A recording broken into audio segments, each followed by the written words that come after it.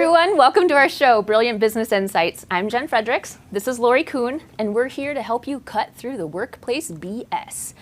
Today's topic is multi-generational office dynamics. So I have to tell you, Lori, I've got a little bit of a bee in my bonnet about this topic.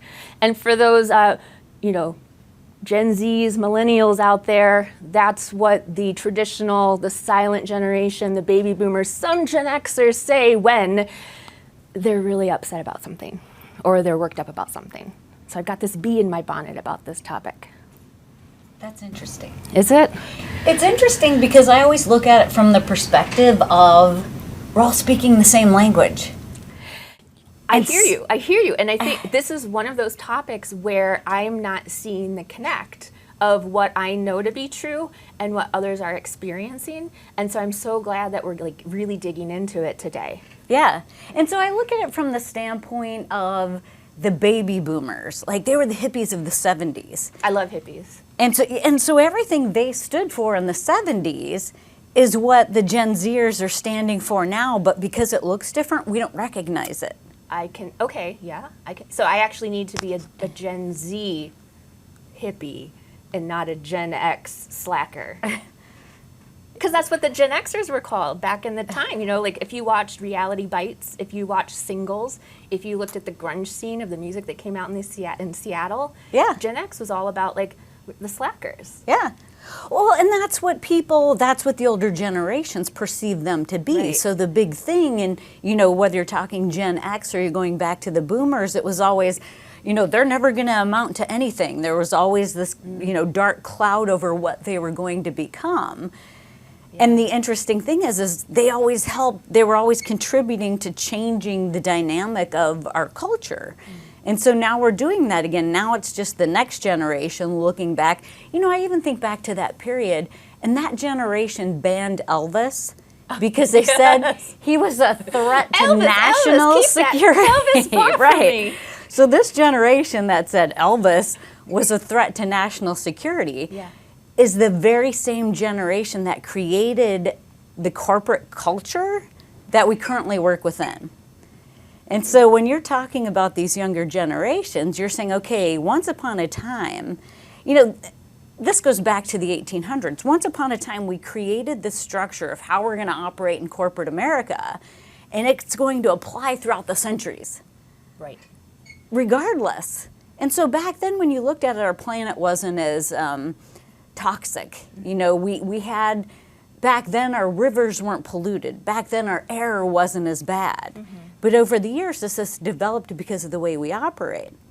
Okay. Well, so your millennials and your Gen Zs are seeing this, and they're like, we need to do something about it. We need to change the way we're operating. The structure that you created way back when is no longer working for us. Right. And it was the same thing that the boomers were saying in the 70s. They were just saying it a little bit differently, so they're not recognizing it.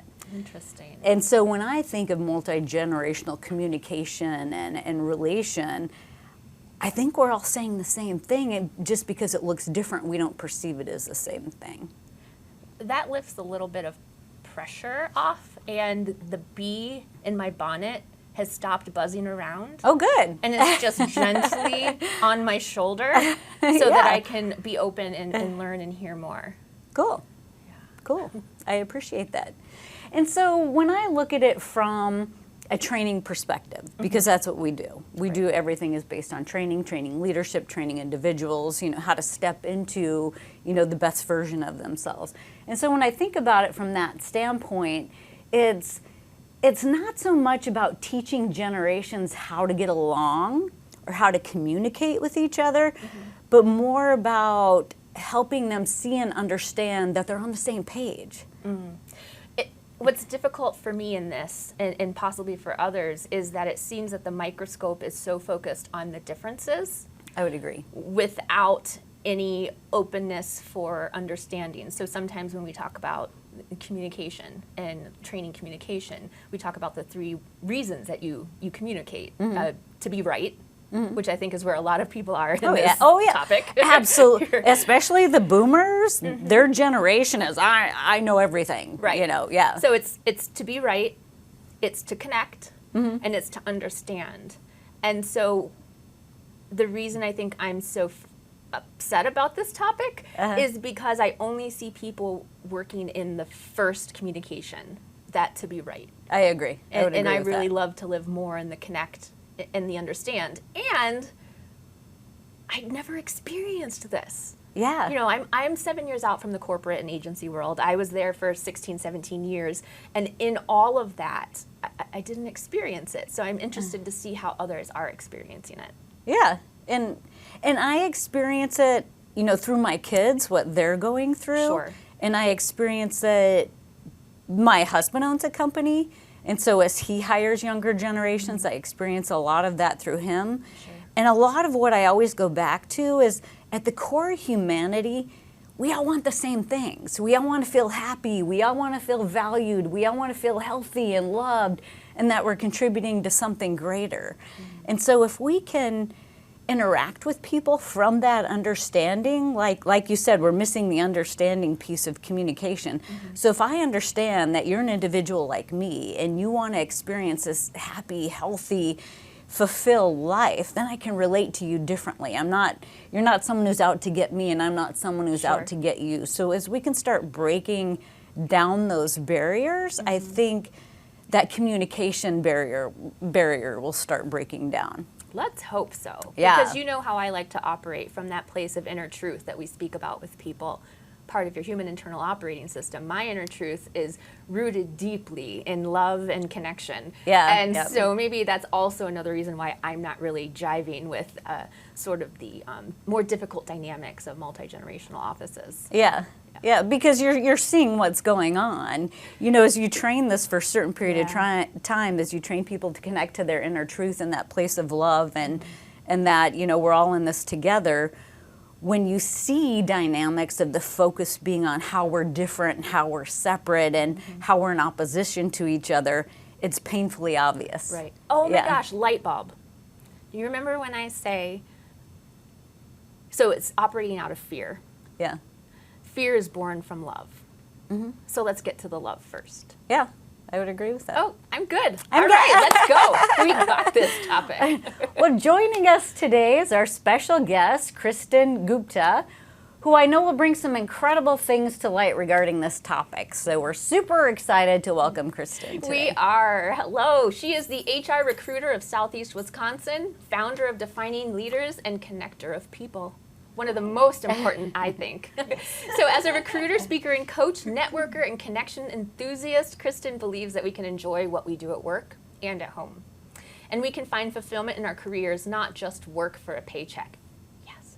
She believes that we all need to continually work on being better leaders and creating a community of leaders. And that's why in 2020, she created Defining Leaders, which is a great platform, a community with the purpose to connect leaders and help one another grow. A virtual community that has helped over 1,500 grow their professional lives to date. That's an accomplishment. Wow, impressive. Nice work. Well, welcome, and thank you so much for sharing your wisdom on multi-generational office dynamics. Yeah. And I really enjoyed connecting with you on Defining Leaders when you were exploring this topic. So one thing that came up for me when I was thinking more about this, and like I said, I had that bee in my bonnet, and so I was going. I was like that churning, bee in like seriously, like the last 2 weeks, I've been like, all right, what is this about? So at first I was like, okay, it isn't the question of whether or not generations are real. That's the thing. I have no problem looking at generations from like the pop culture type, okay? But then it came down to, are they a really helpful way to understand anything? And then why do we put these on people? How are they helping within the office, or are they just creating more discord? I think you have a really good point there, because I think a lot of our companies, Jen, when we train on intergenerational differences, is we train on the differences. We don't train on the similarities. And what that causes, if we don't complete that training, I feel like we have half of the training, it causes divides. It causes us to see, you're Gen X, so you must be this, and I'm Gen Y, so I've never understood, and you must be this, right? And instead of causing us to be able to see, maybe you have a different lens in which you look at this, instead we see, you're different than me and you're never going to understand me. So imagine the way I talk about this and why I think this training is still important in our companies is imagine we're standing on a hill and we're looking at a city and we're using the same camera, but we're using different lenses. And in that camera, one of us is using, if any of you are photographers or if any of you have done any video, you understand what I mean here, but one of us might be using an 80 lens and the other one might be using a 120. We're standing in the same spot, but we're seeing a very different image. And we both believe that image, right? And we can't see the other person's perspective. That's why these trainings are still very important because, like you said, we're trying to speak the same language, but we're not speaking the same language because we come from a very different background. How do we come to that understanding without creating divides? That's the biggest challenge, I think. Do you have any background or information on why the trainings are initially developed, coming from the place of difference rather? I mean, I always appreciate when we go in and train, or we have our group classes, or we have private clients, we always talk about, okay, what's working, and what are we celebrating, and where are the wins? So it's very curious to me that if you're saying that a lot of the trainings start out from the differences perspective, why it would have started that way. You know, I think it's like many things that are out there in training today, and somebody sees something that exists and they just take that thing that exists and run with it without thinking of the ultimate outcome. Sure. And I think that the understanding of this generation, like the studies that have been done and that type of thing on what unifies a generation that are out there, that's important, valuable information. Right. But I think that's all that gets trained. Yeah. Right? So it works because you feel understood. If you're a part of that generation and you agree you see me. to most of that, Yeah. right? You feel understood. However, have you ever noticed if somebody says you're a Gen Xer, that you kind of fight it? If somebody outside of your generation says that? No. Have you ever seen that? Have you ever told a Gen Y that? Or told a Gen Y you're not like a typical millennial? Have you ever said that to somebody? No. Have you? I don't think so. Well, Yeah. because I guess I try to come from, okay, who's the human standing in front of me? Yeah. And I think that's why I also had a little bit of a hard Yeah, time that's with the why topic. we see things differently. Because Right. my husband will come home and he'll be like, those Gen millennials. Zers, and I'm like, Yeah. why are you categorizing? So I try to help him individuals. understand. Exactly. Right. And so Yeah. I try to help him understand why he's categorizing that. And so Right. that's Yes. generally what I try to do to people is why are you profiling them in that capacity when there's so much more to it? And so I like that you bring up, we're looking at the differences because everything we train is how do we move this forward? Right. Where do we want to go from here?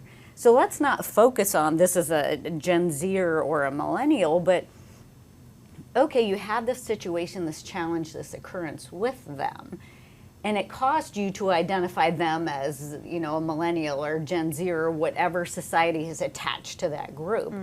But okay, now how do you want to move that forward? Great. That's how you compartmentalized it, because it's humans, we compartmentalize things. Right. And so that's what you needed to do to understand the individual, but now let's get past that because now we got to work together. Right. And so what does that look like? Right. So as I mentioned in the beginning, we see things from a different language, but that doesn't mean we can't come to an understanding. Right. It's finding the translation that's missing in these trainings that we talked about. Right. And that translation is the ways that we're similar. We're all still a human. Yeah. We all still, there's usually one goal in our work environment, and that is to have a purpose, Yes. to make a difference. And if we can come to it and say, we may not see everything eye to eye, but maybe that's a good thing. Yeah. Let's look at our overall absolutely. goal, Right. and get there.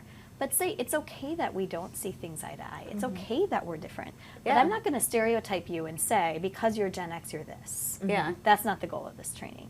It's to see we're maybe looking at things from a different perspective, and coming to that understanding can be helpful. But where are we similar? Yeah. Where do we and, share and values? appreciating, so not only Yeah. where we're similar and me having an understanding of you, but me appreciating your differences. Exactly. Because it's those differences that are going to enhance what we're trying to accomplish. One of the things we do at Thrive is called a win-win-win. Yeah. Oh, I love that. And so many people miss this. I can't tell you how many companies, they have a challenge, and so they'll sit in this ideation summit, and they'll try to strategize, a solution. And so it'll be your way versus my way. Or compromise, which Or makes nobody happy, right? Right. So Yeah. you're actually settling, and what we like to train is you're elevating. So if I'm coming to the win-win-win, so I'm taking your ideas, I'm taking my ideas, and we're staying in the game long enough to elevate that. So instead of, like you said, instead of compromising, we're looking to elevate it. Now we're taking it to the next level. And I can't tell you how many companies I've been in that practice that format are like, we've come up with things that we never even would have conceived of a year ago. Just because you stay in it long enough, not only to understand, but to take it to the next level. I think an important component of allowing that to happen, though, is making sure that you break down the somebody has to be right, the solution has to be right, the outcome has to be right. Yeah. It's not the individual, because that way we share Absolutely. more ideas and we take the ego a little bit out Yeah, of and it. so Yeah. it's Right. Yeah. working for the greatest good of Right. the overall, which Right. is more how I view life and work, and so that's why it hits me so much better than I've never been one to be like, okay, you're wrong, I'm right, we're never going to move forward. And so what I hear you saying is that one way companies can support employees within this communication gap is to maybe rethink some of the ways that they're starting the trainings. Yeah. Do you have any other insight or tip about ways that offices and companies can support their clients, their employees in those ways? I think the challenge that a lot of our leaders that are setting up these trainings are facing is they may agree with the three of us and they'd come and they'd have a conversation and they'd love it. Right. But the leaders that they're training don't necessarily see it that way. They may be a little bit more along your husband's tack where I work with these people, I don't understand them, and I get frustrated. Yeah. But I don't have a desire to understand or learn. So that's where, again, these trainings come up and all they hear is the first 5 minutes and all they hear is the differences. And Yeah. because of these differences, we can never get along, Yeah. right? And I don't think it's they don't want to understand. And this is what I hear Yeah. from Yeah. especially women, executive level C-suite women in the industry is I don't have time. It's exactly. And so to me, when we're not communicating and I don't understand them, I'm too busy to stop and understand them. I need to move on to the next thing. I don't have time to deal with this. And so we just, one of our last shows was on, time management. And people they're burning the candle at both ends. And so some of that is just having people slow down enough to get to that Have point. you heard the term slow is fast and fast is slow? Yeah, yeah. Right? And I'm sure this came up when you had the time management conversation with people. Fast is slow, Yeah. right? And slow is fast, meaning if I can come to an understanding with you and we can find a way to synergize, we'll get so much more done together. We will expend less energy again and again and again and again over the time that we work together if we just sit down and take this 40 minutes. Because if every time we're working together we're doing this because we don't understand each other, You're when are using we ever going to move forward? You're using and all that- of your energy resources Right. just to fuel that tension. And you don't need to that goes fuel. into something we always talk about. At that point, you're operating from your sympathetic nervous system. And when you're in that state, you're not productive. I mean, there's so many physiological things that go on in you that aren't place. in the mindset to even try to understand. Right, yeah. You're in defense mode. Survival and hey, Yeah.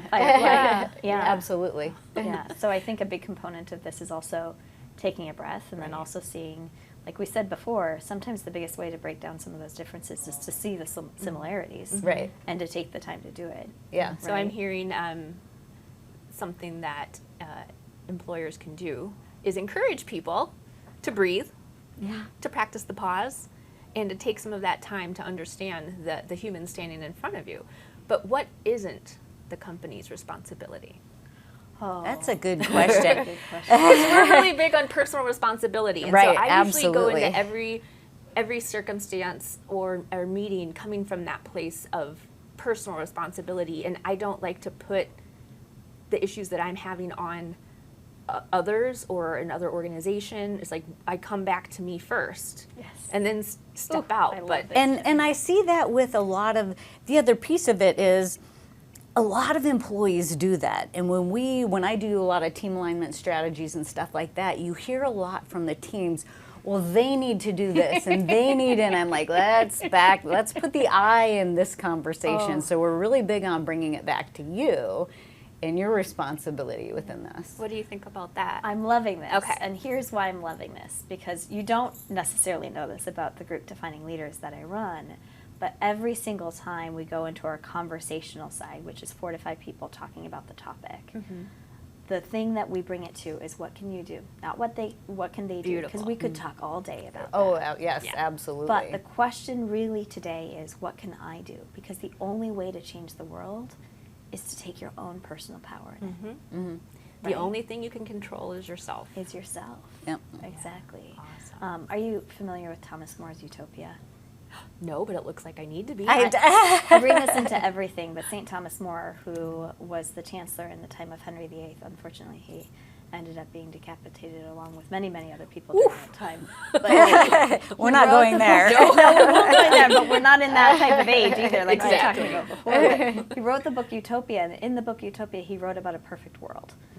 And then he poked holes in it, and he showed that there can be no perfect world because there are no perfect humans. But then he backtracks it by saying, but how can we make the world better? And the only way to make the world better is to start with yourself, right? So the more we say they, it's never going to change. But the more we say I and take that personal power and help to empower others to do the same, we will see change. I love that. And words matter is another Yes. thing that we talk about. So being able to say I instead of they, or a lot of times people will say I need to, I want to Or I understand, choose. I choose Yeah. to understand you better so that we can move forward in a better energy and collaborate and all of those things. So, well, I'm going to write that down. Thomas More Utopia, okay. Very good book. Awesome. Well, so we just talked about the employee's responsibility some. Not some, a lot. It's the I. It's the ownness of it. Do you have a best tip for thriving in an intergenerational or multi-generational office?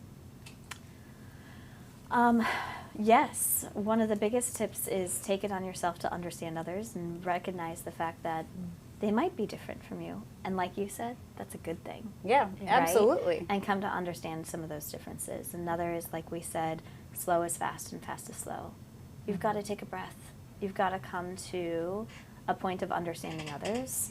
And then also that third point that we just talked about now, which is personal power. It's never going to change when you expect others to change it. It's only going to change if you change it, right? So I work in a company right now as an executive recruiter for HR, LHH. It's a very large corporate organization that has many generations that work within the company. And we were having some generational difficulties within our local branch office. And they didn't break down until we got to know each other one-on-one and had conversations and had direct conversations.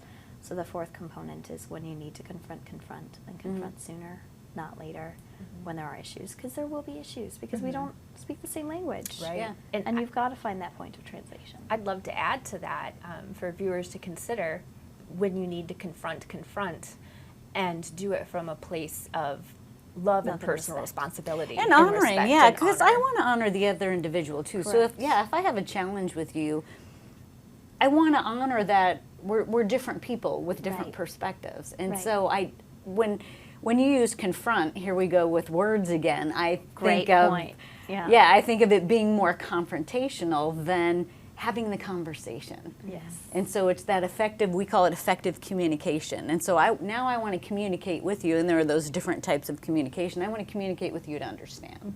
Right. And to let you know where I'm coming from and how I feel in this exchange. You know, a lot of times it's just expressing, you know, you said something and it really made me feel this way. Was that your intention? That is way better than going like, okay, boomer. Right. Or you're such a Karen. Right. Yeah, or from that standpoint, but essentially this is, and it's going back to the I. So it's not you made me feel this way. It's like in this exchange, I really felt that. So then people's defenses don't go up. So it's about having a conversation in a way where you don't go in defensive mode or accusation or start, belittling people, but you can have that honoring conversation. And the more you let that boil up and sit, the harder it is to have that conversation. Right. Yeah. And Oh, then absolutely. it becomes a lot more confrontational because Right. you wait. So here's where I'm going to pitch, because I know that we're all mothers as well. I'm going to pitch that this type of training shouldn't start when you're in the workforce. It should start in elementary school. It should start, and it should be taught in colleges when you are assigned to a partner to do a collaboration, and most of your energy is used trying to understand the person. Like professors, sit the groups down and teach them how to communicate effectively so that they can get the most innovative, collaborative, creative work done. And so we don't have to waste a lot of time on it when we're in the workforce. Like, we work on other things. So we talked about the Yes. book's intelligence, and she actually talks about why we have more issues today than we had in the past. Now, part of this, by the way, is looking at the past with rose-colored glasses, Yes. because there was no perfect time, right? Even for intergenerational differences. Yeah. However, the world has changed quite drastically for how we raise our families. My family is very unique, and I feel blessed because my mother-in-law also lives with us. So we have a 3-generational family in our home, and my kids get to see mom and dad taking care of grandma, and Yes. they respect and value their grandparents in their lives as well. How often do our kids actually see that true multi-generational? I appreciate that experience. perspective. I grew up with my grandmother living with us, and my husband grew up with his grandfather Right. living with him. And so it does give you a broader perspective, and that can't be the only way Right. to make forward steps in this. But Yeah. now the generations that we have, most of them do not. True. Right? That's very rare today. So I they think don't that's see changing though multi-generations. after COVID, because I Maybe, know of a yeah. lot of people who have moved their Because aging parents they into the felt, household. They felt insecure about putting them in nursing Right, homes right. and that type of thing because of what happened during COVID. Right. Yes. But it's so eye-opening to the lifespan and what we all experience, and it brings more respect to everyone. And understanding, because now they're communicating with you differently, Yes. so you're picking up that difference in communication styles. Yes. And I thought it was brilliant. I really appreciate in the Defining Leaders session that I joined, your mother-in-law joined as well. Yeah. And it was very cool to hear her perspective of the conversation. Yeah. And I think companies can facilitate that within their meetings by, really bringing out those ideas and those concepts and that understanding from the different generations. There's a Big Four accounting firm that I work with, and a dynamic they have is the partners are all baby boomers, and the new managers are all, Gen Zers and millennials. And so the partners are just buying their time to get out. So like you were saying earlier, they don't want to take the time to understand. They have a few more years, they're done. It's just too much work on their part. But in those meetings where everybody is present and everybody is represented, how can you bring that conversation up so that everybody can be in the same room when you have those conversations, and so they can see the dynamics firsthand and integrate with each other on that level? I think a lot of times, especially in the accounting field, those groups are more segregated. The partners have their meetings, the middle managers have their meetings, and so I think integrating more of those throughout. This is one of those fields that I think if we do this well, we'll see a lot more value. Yeah. Because if you have this hierarchical structure that's broken up by the generations, like you just described, and the baby boomer mentality, unfortunately, often used to be, I've earned my spot, you have to earn yours with time. The next generations are not listening to that. They don't agree to that, and they won't stay. They want their spot at the table now, Right, not right. later. This can be a good thing in these industries, and if the leadership can embrace that, they can be with the time constantly. Yeah. because they're listening to their people. Where in the past we used to be behind because the leadership didn't actually know what was going on in the day-to-day life. Now they can know because they have people that are willing to speak up. So if we embrace this, it can be a really good thing. Oh, yeah. So how much, and so what I hear you saying in this and what I see in this is, and what I brought up originally is the newer generations don't like the structure that was set up so long ago. Like some of the structural components and how we operate within corporate America needs to change. And I think that's what the next generations are trying to do, is change that structure that frankly for the boomers it didn't work for us either, but we did it because that's all we knew. And so I think this disruption is the perfect thing to start changing that structure. And I think COVID helped us do that too. Is, this, 8 to 5 or, 14-hour days or whatever it is, isn't working. Some of the biggest things that people are seeing now, and when I look through McKinsey studies and all the latest studies that are out there, the Deloitte studies, it's the newer generations want more flexibility. They want to be part of something bigger. They want, better benefits. They want a seat at the table. There are just all these things that come up for that generation that they want to be part of, that the structure currently doesn't allow them to participate in the capacity that they want to participate in. You know what got me going in leadership development in the first place actually was the recognition of that and seeing the way most of our companies are structured today support the old school mentality. I'm specifically not calling it the boomer mentality, but the old school mentality of earn your spot, because if people, and we're seeing this in the numbers today, right? If people are not staying at companies for 30 to 35 years, but our companies are designed and structured for people to stay there, that's how we develop our upcoming leaders within our organizations. Guess what's happening today? We're not developing our leaders. And if we're not developing our leaders, this is why you and I exist, right? Because we see this need in business today. If we're not developing our leaders, then we're not developing our up-and-comers, and our companies are falling apart. Yeah, I appreciate that point. And actually, I want to bring up the book that you recommended during Defining Leaders, the session, Gentelligence. And there is a section on developing a Gentelligent culture within a company. And so if you all are interested in learning more about that, this book is great. It also has a lot of information on research that's been done in studies, because this is a researcher who came together with some people who are younger than her from a different generation to actually write the book. And so I did find it very interesting.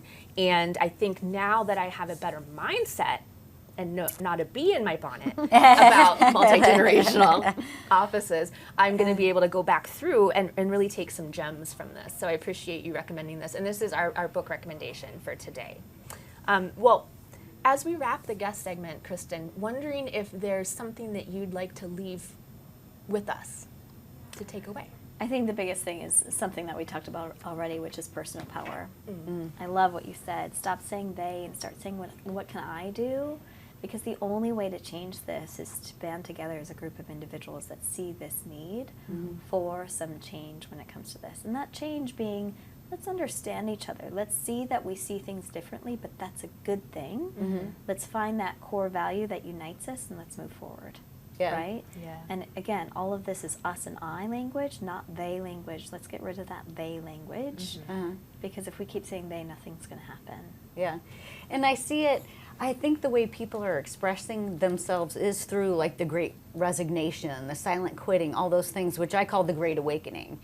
And so like you were saying, I feel it's what all of this is just people finally banding together and saying we need to do this differently. Agreed. Yeah. Absolutely. Cool. Awesome. Well, thank you. Thank you so much for joining us. How can people reach out to you if they would like to learn more about building a better intergenerational office culture? What's the best way for them to find you? Most of our sessions in Defining Leaders are about building EQ.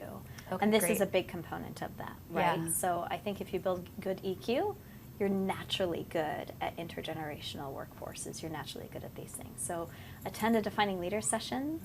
We host all of our events virtual. So whether you're in California, or we've had somebody from Germany join us in the past. We've had people from India at 11:30 at night join us in the past as well for our calls. But regardless of where you are, you're welcome to join us on Wednesdays at noon Central, where we have conversations around this. We also have a podcast. All of that can be found on our website, which is KristenAdvising.com. I really feel much better about this topic Good. than I did at the beginning. I felt my energy that was like this settle down into this and be like, okay, this isn't. I think one of the problems I was having is that I only saw where people were stuck. I didn't see them taking time to move forward. I only saw the sensationalized version of the generation differences and gaps being played out actually in all over the world, not just in the workplace. And so going back to the core of what I know to be true and what we try to teach at Thrive is the self-awareness, empowerment of yourself, the love and personal responsibility piece, and the open communication, I think is really making me feel better about this. Yeah. I would agree, and when you talk about some of the things we teach, a lot of it is that listening component. Yes. Because a lot of what I hear out of the younger generations is they don't feel they're being heard.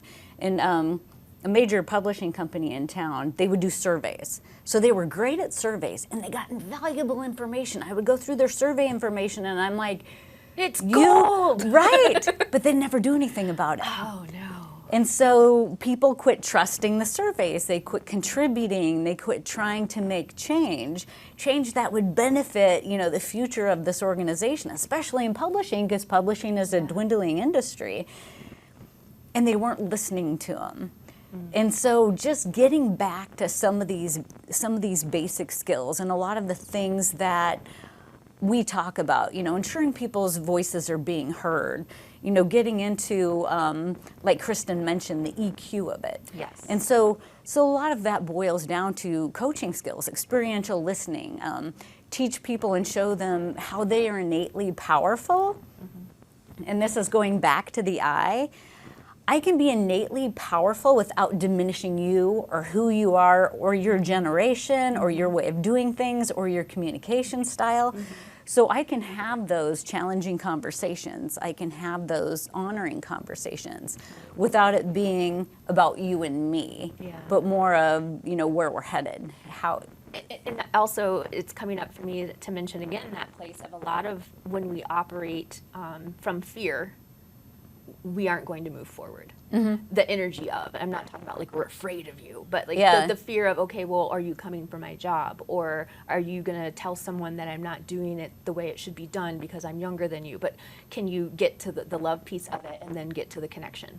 Yeah, and I hear psychological safety in that. Definitely. And so do I feel comfortable having that conversation with you? If you're a boomer and I'm a Gen Zer, how comfortable do I feel expressing how you're making me feel or expressing some challenges I'm facing? That in a lot of the studies I read about, that was a big thing, especially when it came to mental wellness and some of the younger generations.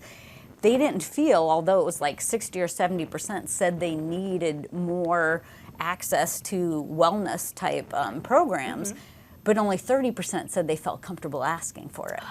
Or admitting that they needed it. Oh, man. And so you have this disparity in what people need versus what they're willing to say. And so having that psychological safety creates a culture where they feel comfortable saying those things. I have one more question to ask your opinion on. Are we making it too hard? Yes. I think as humans, why do we do that? I think it's part of our nature. It's so annoying. Which is why my favorite thing is, how do we move this forward? Yes. How do we move this forward? Yep. Okay, we've identified the issues, now how do we move it forward? Let's spend all of our time and energy on that piece of it. Which brings me into the next segment, what the crap? What the crap, and Lori? this is perfect for that. Yeah. And so there's something I call other people's crap, and I'm not going to go into the whole segment of that. Okay. But what I do want to address is everything in your life, every situation can be there to empower you and not deflate you. And so all situation can be used to get you to the life you're excited to live. And so everything comes into your experience as a tool, a guiding mechanism, a gauge to help you decide who you want to be and where you're at in your journey, and to help you hone your skills and guide you up your path of living your best life if you choose to see it that way. So if I have a boomer in front of me or I have a Gen Zer in front of me and there's conflict going on, I can look at that conflict and say, how can I use this to be a better leader? How can I use this to be a better individual? How can I use this so that I can gain an understanding that helps me be a better individual or experience life better? Because I don't want to see people and be like, oh, they trigger me, they trigger me, they trigger me. I want to look at people and say, I love who you are and what you represent on this planet, and what you're bringing into my experience currently, if you choose, can help me. What I hear in that is you're not happening to me. Yes. You're happening for me. Right. Very cool. Yes. Other people's crap. It's Right. happening for me. It's happening for me. And I get to decide how I choose to move forward with it. With it. Yep. Awesome. I like that. Yeah. That's not so crappy. Good. Overall, I want to say I feel so much more settled around multi-generational offices, and the hope I have for the way that everyone's going to be able to collaborate as everyone associated with this type of work keeps doing the work with them. Yeah. That's what I'm taking away from today. How about you? And I get excited. Yeah. You know, when someone sits in front of me and challenges me, it excites me. Yes. I cannot tell you, people who come into my experience and they're yes people, and yes, I like the way you're doing it. Yeah, this is all great. Is good, just as a road sign, knowing you're on the right path. Right. But the person who sits in front of me, and we always say this in all of our sessions, we love the people who bring in the yeah buts. Yeah, but. Yeah, but, or yeah, no, I'm not, that doesn't jive with me. I love that, because then it makes me think about who I am and how I'm doing things. Right. So it's the contrast that sits in front of me and challenges everything I say that I'm like, let's go there. I want to do this, because all this is going to do is help me have a better understanding of myself and how I'm operating. I love that. Yeah. It feels better. And that's what we try to teach. Yeah. That's what we train leaders, is to step back and look at your part in the exchange. Because a lot of people don't do that. They outsource responsibility, they outsource dynamics. And I think this is what contributes to a lot of multi-generational things. Where if we start insourcing this and saying, what is my part in this? How can I respond differently in this? What does this all mean for me? We can start experiencing situations and relating to each other a lot differently. Yes, we definitely champion the inside-out work. Yes. Yes. Well, thank you to our guest today, Kristen Gupta, with the HR recruiter of Southeast Wisconsin, founding Defining Leaders, and to John Taylor with Milwaukee Video. You can find him at mkevideo.com. And a special thanks to my co-host, Lori. Yes, thank you, Jen. Thank you. And welcome, guests, for joining us today. We are here with Brilliant Business Insights, getting you where you want to go, feeling the way you want to feel, and being who you want to be by removing the BS. BS. Thank you, everyone.